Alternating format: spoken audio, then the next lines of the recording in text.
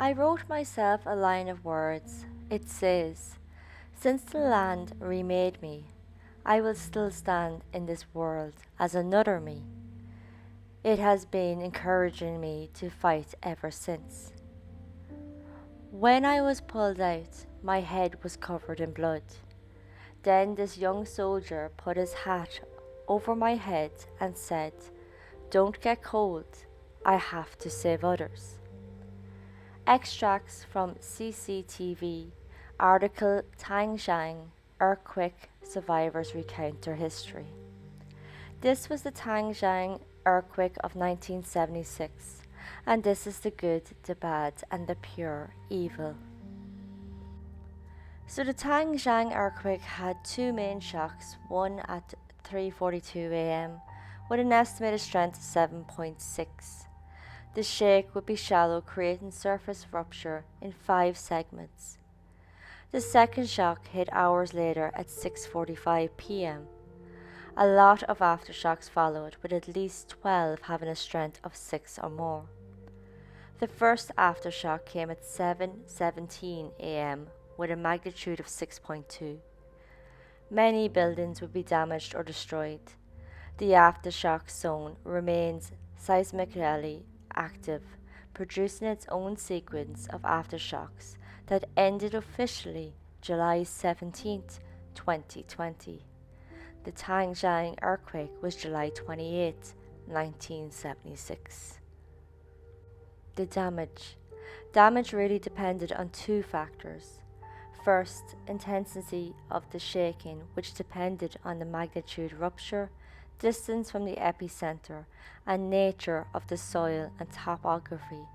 With soft soils, they can amplify the intensity and duration of the shake. Second factor was design and construction of the structures being shaken. Seismic risk in the area was hugely underestimated, so almost all buildings were designed and built without seismic considerations. The magnitude of power was felt up to 680 miles away, across most of the northeast China and even in Mongolia and Korea. Beijing, 87 miles away, had such violent shaking reaching intensity 6 and had 10% buildings damaged and 50 deaths. The economic loss topped at 10 billion yen or $72 million today. So the rupture happened under the southern part of the city and propagated northeast on a fault that runs right through the middle of the city. The max intensity was XI or 11 on the 12-degree Chinese scale. Almost every building in the city collapsed either wholly or partially. Infrastructure was severely damaged. Electric power gone, water supply gone, and communications gone. The area of intensity X or 10 shaking was in a newly built area, so it wasn't too badly damaged. Other older parts were severely damaged or flattened. In the high intensity zone, 20 highway bridges and 5 railway bridges all collapsed or were damaged. Coal mining was the main industry in Tangshan. When the quake hit, about 10,000 miners were working underground. The mined roadways or tunnels weren't badly damaged, but no electricity meant no lights except headlights. There was also no ventilation and no working lifts. Most miners escaped within hours, but there was reports that some didn't reach surface for nearly 2 weeks after the quake. Damage to the shafts happened within the first 50 meters, which passed through water-bearing alluviums. The concrete liner to keep water out cracked, allowing a greater inflow of water. This, with the damage to the drainage system, no power to drive the pumps, had many mines flood. Electrical power to the mines was restored in some within 3 days. Coal production resumed within a week to 10 days, but dewatering, overhauling of flooded or damaged electrical equipment, and rebuilding of surface buildings continued for over 18 months. The railway at the time of the earthquake, there were 28 freight trains and 7 passenger trains travelling on the line. 7 freight and 2 passenger trains derailed. In many other places, the railway embankment slumped because of weak soils. Other cases, the embankment held, but transverse compression of the rails caused them to buckle. Loss of communications like signalling and water supply for steam locomotives further impaired the railways. The most serious damage to the railway, and the one to take the most manpower to repair, was the bridges collapsing. Over 42,000 people were mobilised for emergency repair of the railways. Official reports had deaths over 240,000 and injuries at 165,000 in Tangshan.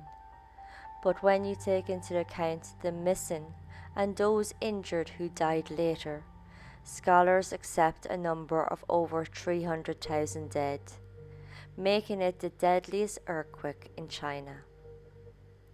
The earliest reports outside China came July 28, 1976, from the International Tsunami Information Center, reporting a violent earthquake at first estimated at 8.1 magnitude in the area of Peking or Beijing. The center's director, Dr. Paras Karianis, said if the quake hit, the area reports of considerable damage would be coming. Next day, news reports indicated the quake was about 100 miles southeast of Peking and 63 miles northeast of Tangshan, pretty much Tangshan area. The Chinese Communist Party's Central Committee broadcasted the quake, quote, caused great losses to people's life and property, end quote. Tangshan's first report quoted, nearly every building in the city was flattened, end quote. Days after the quake, the doctor once again gave an estimate of 750,000 deaths based off a similar earthquake in 1556 in Shanxi province, which had a death toll of 830,000. August, the national Chinese government in Taiwan would give deaths of 100,000 and injuries at 900,000. They also reported buildings in Tangshan were leveled. 80% of homes and buildings in Tianjin were also reported to be damaged to some extent. January 1977, the Nationalists released a document. In it, the deaths were said to be over 655,000, with 79,000 serious injuries and 700,000 injured in some way. All these figures are widely cited, but it doesn't seem factual, and it doesn't appear initial estimates were done in the first days of the quake or have solid basis. As of 2017, the Tangshan Earthquake Memorial Wall contains 246,465 victims who were registered by relatives. Whether the earthquake was predicted has had considerable political as well as seismical significance, with fatalities over 240,000 from the Tangshan earthquake. It was a considerable shock politically and seismically. Some of the mortality might be attributed to exposure of a larger population and the time of day, which was in the night and early hours. But the principal factor seems to be failure to take precautionary measures. Tangshan was completely unprepared. At the time, Chinese method of earthquake prediction was to watch for precursors or warning signs like foreshocks. Many seismologists have said the Tangshan earthquake couldn't have been predicted, even calling it, quote, famously unpredicted, end quote. 30 years later, investigations found no official short-term prediction of an immediate earthquake.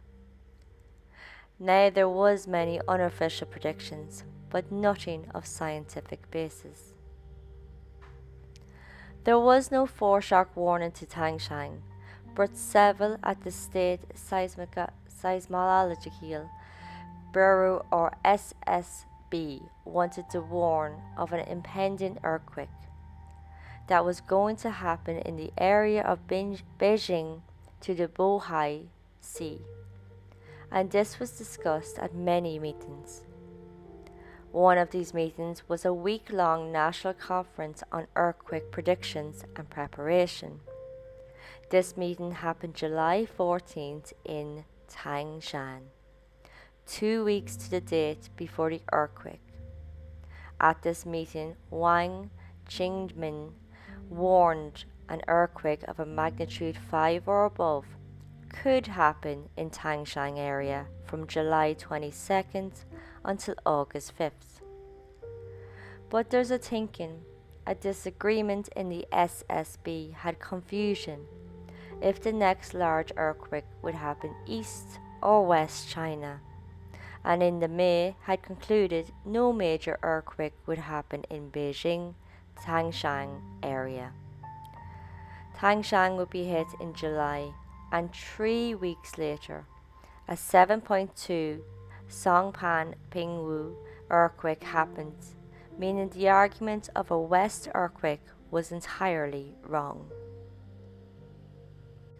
The 26th of July, another meeting that concluded not to issue a warning to avoid unnecessary alarm.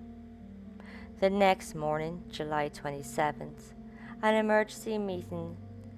Here Wang told Deputy Chief Cha Xiaoyun his concerns. According to Wang, Cha said the timing was off, he was too busy, and to chat again next week. But Cha says this wasn't the case. He said Wang said there's no major earthquake. Another account has Wang sent for more information, and then a small group was to go observe the earthquake. Too many predictions caused doubts and false alarms. It could, it might, maybe, there's a possibility. They were also very broad regarding large-scale disruption.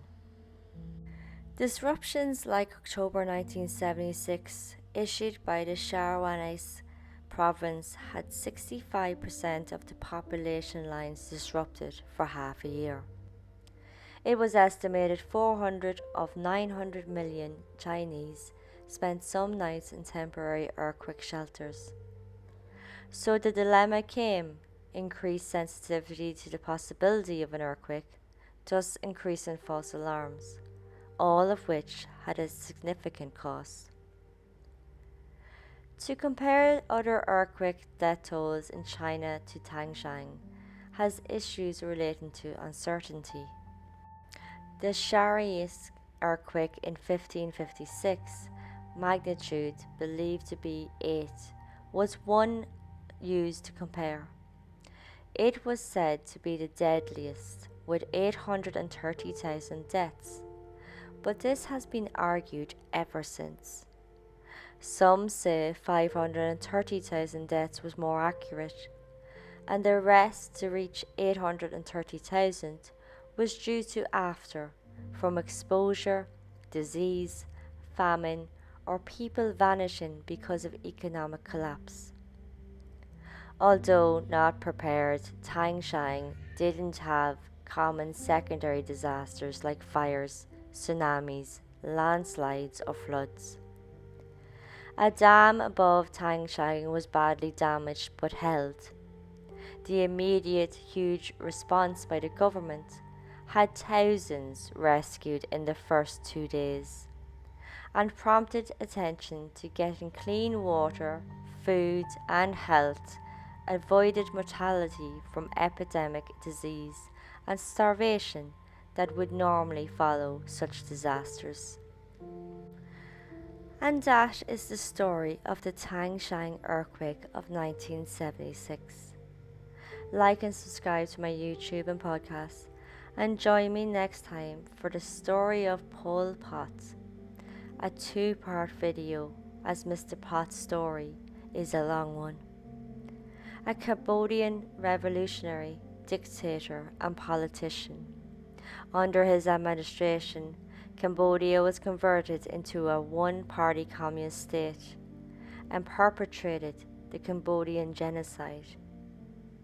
Pol Pot is regarded as a totalitarian dictator guilty of crimes against humanity. Until then, this was the good, the bad, and the pure evil.